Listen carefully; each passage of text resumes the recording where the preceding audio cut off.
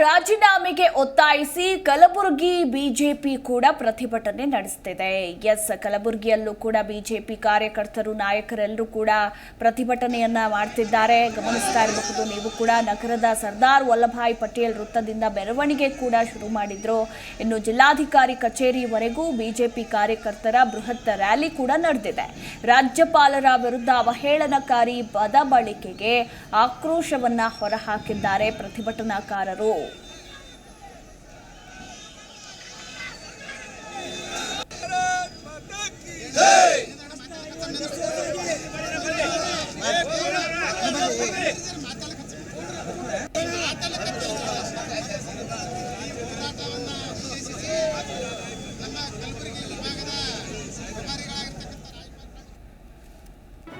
G Kannada news ಈಗ ನಿಮ್ಮ ಮನೆಯಲ್ಲೇ ನೋಡಿ.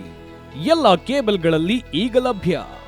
ಸನ್ Direct 292, Jio TV 1334, U digital 162, city cable 51, GTPL 17, Abhishek cables 821, Rockline telecommunication 51, Shri Basaveshwara number 60, Vinayaka digital number 53, in digital number 896ರಲ್ಲಿ.